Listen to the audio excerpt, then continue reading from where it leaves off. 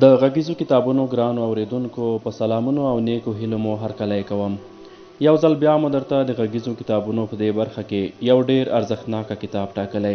د دې کتاب نوم دی د اسلام تاریخ. لیکوال ډاکټر حمید الدین دی. ژباړن سر محقق مرستیال الحاج مولوي زین الله منلی. د دې کتاب ترڅنګ د ځینو نورو منابعو څخه هم ګټه اخلو ترڅو تاسو ته یوه بشپړه د اسلام د تاریخ یوه ټولګه وړاندې کړو. هیله ده چې تر پایه راسره په خورا مینه واورئ. لومړی فصل، له اسلام مخکې عرب. د عربو د سیمې او ځای آب و هوا.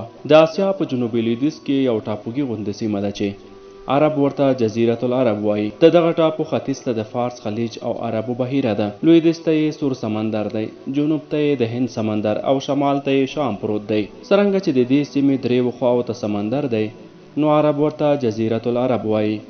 دغه جزیره تقریبا 19 لکه مربع میله مساحت لري چې په بیلابیلو برخو ویشل شوې ده. په شمال کې د حجاز سیمه ده چې د اسلام مقدس ځایونه لکه مکه مکرمه او مدینه منوره پکې دي. په جنوب لویدیځ کې یمني سیمې چې نهامه ورته وایي. د یمن په ختیځ کې حضر الموت سیمه ده چې د عمان سیمه ورسره نږدې نښتې ده. د حجاز له ختیځو پولو څخه نیولې تر فارس خلیج پورې د خپرې سیمې دي چې نجد ورته وایي. د هرې سیمې ځانګړتیاوې له بلې سیمې څخه بیلې بیلې دي. دا چې عرب ته ولې عرب وایي، په دې کې دوه رایې دي. د یوې رایې مطابق عرب معنا فصاحت او ژبورتوب. عرب وګړي نور وګړي په فصاحت او بلاغت کې د ځان سیال نه ګڼي، نو ځکه دوی ځانونو ته فصیح البیان او نورو ته عجم یا ګونګیان وایي. له بلې رایې سره سم د عرب لفظ له عربه څخه اخیستل شوی دی چې معنا یې بیدیا او شګلنه سیمه ده. څنګه چې د دغه سیمې ډېرې برخې بیدیاوې او شګلنې سیمې دي، نو ځکه ټول هېواد ته یې عرب وایي. د عرب آب و هوا توده او وچه ده، باران پکې لږ ورېږي. د ختیځ ساحل او غاړې ځینې سیمې په تېره بیا عمان، سمسورې او ودانې دي. خو د سیمې د تودوخې له امله پکې سیندونه نشته، خو خوړونه پکې ډېر زیات دي چې یوازې د ورښتونو په مهال بهیږي. د تودو بادونو له کبله د ورځې ډېره تودوخه وي، خو شپه یې سړه وي. په غرنیو سیمو کې د هوساینو ځایونه هم موندل کېږي. دا هېواد په دوو برخو ویشل شوی دی چې یوې برخې ته یې حضري یا ښاري او بلې برخې ته یې بدوي یا پونده سیمه وایي. حضري هغه وګړي دي چې په ښارونو او کلیو کې استوګن دي. دا ودانې زیاتره له خرما او باغونو وي، ځکه چې په غرنیو سیمو کې کښتونو ته یو څه اوبه رسیږي. د حضریانو ګزاره په کرکیله، تجارت او لاسي کارونو کېږي. اوس مهال په ختیځو سیمو کې د تیلو ذخیرې پیدا شوي دي او له همدې امله د وګړو ژوند ډېر ښه شوی دی. بدویان هغه کوچیان او پونده دي چې په بیدیاو او شګلنو سیمو کې استوګن دي او اوښان، اسونه، میږې، وزې روزي او خپله ګزاره پرې کوي. دا وګړي کوم مستقل ځایونه او کورونه نه جوړوي او په کېږدیو کې اوسېږي او له اوبو وښو پسې خپل استوګنځي نه بدلوي. د ښاریانو په نسبت دا بدویان جنګیالي او زیارکښ وګړي دي. د عربو سیاسي حالات په 1570 عیسوي کال کې، یعنی د نبی علیه السلام د ظهور پر مهال، په عربو کې کوم مرکزي حکومت او واکمني نه وه. ټول هېواد په بیلابیلو برخو ویشل شوی و او په ځینو سیمو کې قبایلي مشران او په ځینو کې خپلسري پاچاهانو. په پاچاهانو کې د یمن، عراق او شام پاچاهان مشهور وو.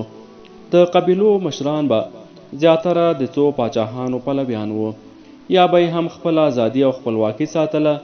دا د دوی د ټولنیز ژوند روح و. د هرې قبیلې مشر به له همدې قبیلې څخه و. هغه څوک به مشر کېده چې پلویان به یې ډېر وو. او د عربو فطري ځانګړتیاوې لکه زړورتیا، علم، میلمه پالنه او فیاضي او داسې نور پکې ډېر وي. ځینې پیاوړو قبیلو به له کمزورو قبیلو څخه باج اخیست. حجاز او د هغه امارت ډېر اهمیت درلود، ځکه چې په دې سیمه کې مکه معظمه او د مکې ښار پروت و او په دې ښار کې ابراهیم علیه السلام کعبه ودانه کړې وه چې د عربو دیني مرکز و او وګړو به ورته له ډېرو لرې سیمو څخه د حج لپاره رسیدګي کوله. حضرت اسماعیل علیه السلام د حضرت ابراهیم علیه السلام زوی د همدغه کعبې واکمن و. دا واکمن د ده په اولاد کې چې اسماعیلیانو پاتې شوه. په دې کورنۍ کې فوسي یو ډېر پیاوړی او وتلی سړی و. د ډېرې قبیلې سره یو کړې او خپله پیاوړتیا یې ډېره کړه او په کعبه شریفه سربیره د مکې مشرۍ هم ونیوله، تر څو چې زموږ رسول الله صلی الله علیه وسلم وزیږید. عرب 2 نسله او 2 توکمه وو. اول قحطان، دویم عدنان. اول قحطان یا قطوره د یمن اوسیدونکي وو او په تیر مهال کې د دوی پاچا او واکمن سرې جامې اغوستلې، نو ځکه دوی ته حمیري یا سره ویل کېدل.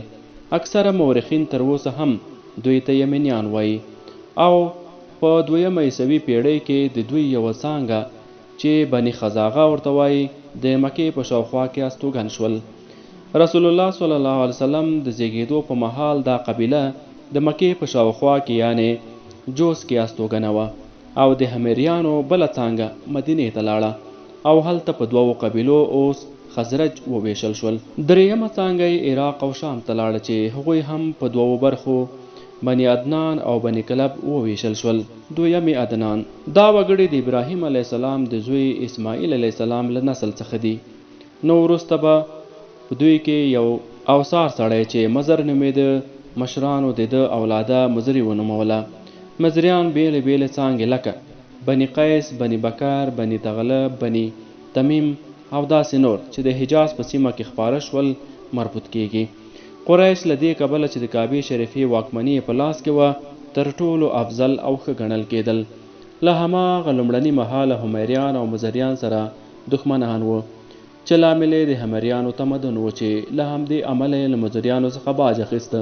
د دې مریتوب څخه د ځان ژغورنې لپاره ډېرې وینې تویونکې جګړې کېدلې چې لیکوالانو او شاعرانو به دا جګړې په خپلو لیکونو او شعرونو نورې هم تودولې او کلونه به روانې وې چې په 9مه عیسوي پیړۍ کې د اسلام د راتګ سره دا دښمنۍ پای ته ورسېدلې او وګړي سره ورونه شول. تمدني حالت د سیاسي ویش په څیر د تهذیب او تمدن له مخې هم په عربو کې حالات بېلابېل وو. له لرغونو آثارو څخه جوتېږي چې یمن یو مهال ډېر لوړ کمال ته رسېدلی و. هغه سیمې چې له ایران او شام سره نښتې وې ډېرې پرمخ تللې وې. عربي ژبه په ادب کې ډېره پیاوړې ده او په عربو کې د خپلې ادبي لوړتیا دومره احساس و چې خپلو ګاونډیو سیمو ته یې عجم یعنې ګونګیان ویل. د شعر او شاعرۍ پکې ډېر رواج و. په میلو او نورو غونډو کې به یې خپل شعرونه اورول او هر چا به د خپلې وړتیا مطابق انعامونه ترلاسه کول. د عربو په قومي اخلاقو کې د کرم او میلمه پالنې، پر عهد وفا، ورورولۍ، زړورتیا صفتونه مشهور او سار وو. خو ورسره پکې شراب څښل، جواري، وران عادتونه هم وو. په هیواد کې به په څو ځایونو بازارونه لګېدل چې وګړي د پیر او پلور لپاره ورتلل. سوداګرو به له ایران او عراق څخه مالونه دغو بازارونو ته د پلورلو لپاره راوړل او له دې بازارونو څخه به نورو هیوادونو ته تلل. د قریشو کار تجارت و. د دوی بهیرونه په ګرمیو کې شام او په سړو کې یمن ته تلل. د بهرنیو لارو سره د سرې بهیرې پر غاړه چې مکې په منځ کې وه، بله لار له فارس خلیج څخه د نجد په غرونو کې مکې ته راتله. بله 3مه لار له فارس خلیج څخه د شمال په لوري پر عراق تېرېده. د عربو په ډېرو سیمو کې وګړي د صنعت او حرفت له رواج دودونو له دې چارې سره بلد وو. خو په یمن کې وړۍ د ریشل او څادرونه شړۍ جوړول دود وو. کله به یې د جګړو سامانالات هم جوړول. په ستورپوهنه کې عرب پوره ماهر وو. په طب کې هم لږ ډېر پوهېدل، خو تر سړی یې د اوښانو علاج په ښه توګه کولی شو او دا هم له دې کبله چې اوښانو ته یې ډېره اړتیا درلوده. نارینه پر ښځو فضیلت درلود او دلیل یې دا و چې نارینه د کورنۍ پیټې پر وړو سربیره جګړې هم کوي. څرنګه چې د ټولنې نظام قبایلي و، نو د قبایلو ترمنځ یا د یوې قبیلې د 2 څانګو ترمنځ جګړې د ورشوګانو او چینو پر سر کېدلې. کله به د مشر د مړینې په سبب د بل مشر په ټاکنه جګړه کېدله او د بیلو مشرانو پلویانو به سره جګړې کولې. دغو جګړو او نور هم دغه اور تود ساته.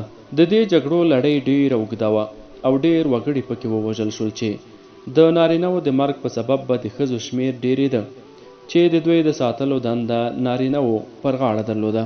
نو له همدې کبله د ډېرو میرمنو پر کولو کوم بندیز نه و او له یوې څخه ډېرې ښځې کول دود و. له بله پلوه وګړو کوچیاني ژوند خوښاوه چې د دوی لپاره یې اوږې سپکې شي.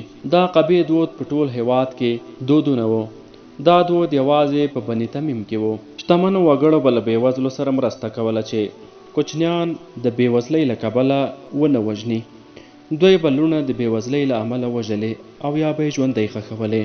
خو سره له دې هم په ټولنه کې ښځې بې قدره نه وې او اکثر شاعرانو د خپلو شعرونو موضوع دوی ګرځولې او د هغوی ستاینه به یې کوله. مذهبي حالت د عربو په هیواد کې ابراهیم علیه السلام د الله جل جلاله لومړی کور په مکه معظمه کې ودان کړ چې کعبه شریفه ورته وایي. دا د عربو مرکز و. هر کال به زرګونه وګړي د حج او طواف لپاره دلته راتلل.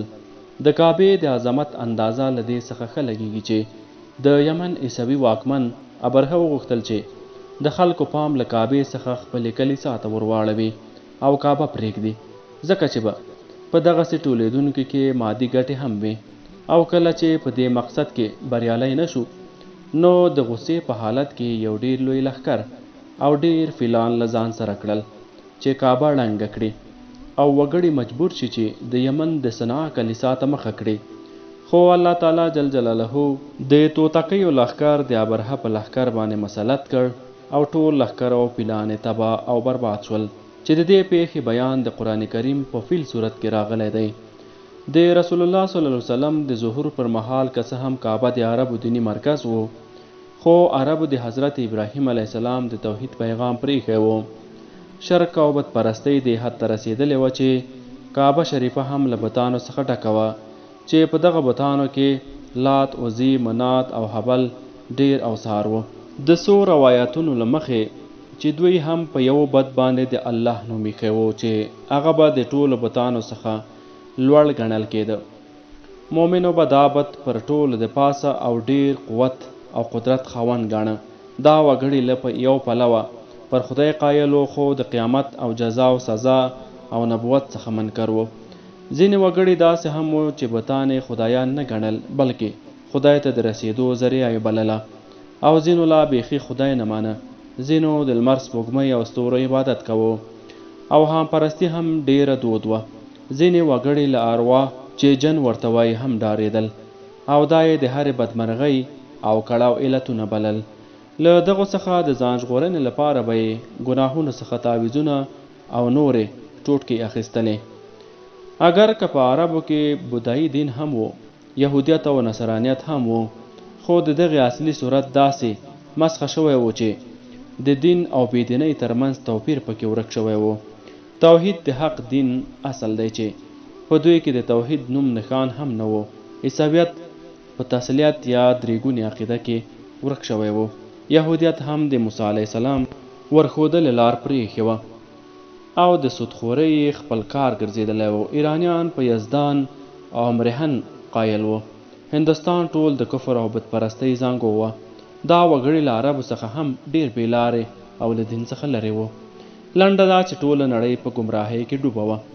الله تعالی جل جلاله پر خپلو دغو بې لارې بندګانو ورحمېده او پرې مهربانه شو او د دوی د لارښوونې لپاره یې خپل غوره بنده حضرت رسول کریم صلی الله علیه وسلم راواستوه. د لارښوونې او هدایت دا لمر د عربو په مکه ښار کې راوخوت چې رڼا یې د ټولې ځمکې تیاره لرې کړه او رڼا یې رامنځته کړه.